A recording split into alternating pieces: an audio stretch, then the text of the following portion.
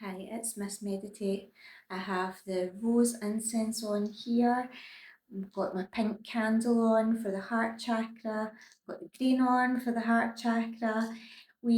I've also got my rose quartz, favourite crystal, my wee rose quartz goddess. Look how beautiful she is.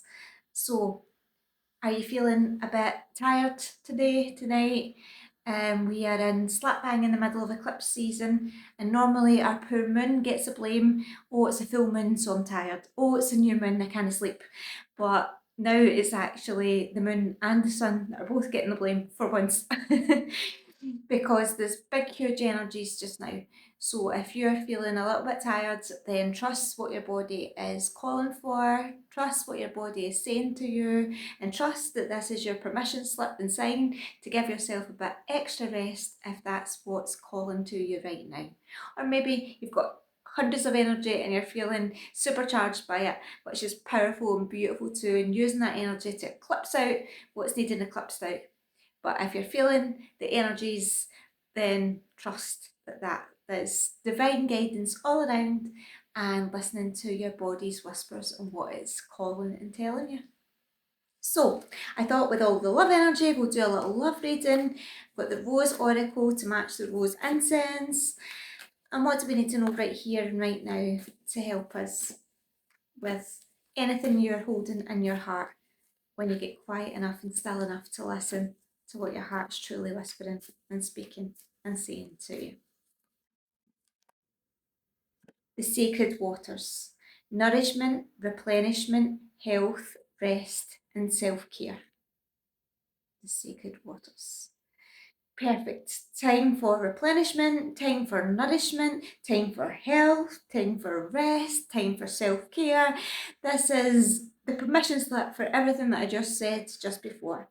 Nourishing your sacred waters, nourishing your internal world. When you give it what it needs, it responds with more energy, it responds with more light, it helps with decision making when we need to make decisions because we have allowed ourselves that recharge and re-rest time to be in our fullest battery power. Just like we charge up our phone, we need ourselves charged up, which comes for honouring the rest, which comes for not waiting until burnout, until our body's like, okay, I'm going to just stop you here right now, because if you're not going to stop, I'm going to make you, because I need a rest. But when we honour that first, so there is big eclipse energies. If you're needing a rest, then you give yourself a bit extra rest in whatever way that looks like and feels like to you, to nourish your sacred waters. And that beautiful word replenishment, replenishment. What helps you feel replenished? Holding that in your heart. What nourishes your soul? And our word this week was enjoyment. What brings you joy, which does nourish your soul. What brings you joy, which does replenish you. So it can be rest and recuperate, and it can be doing what you love and joy, which brings you into that vibration of replenishment, because you've used that creative energy that maybe has been stagnant or in waters that haven't been able to flow. So what's wanting to flow through you, and how can you nourish that?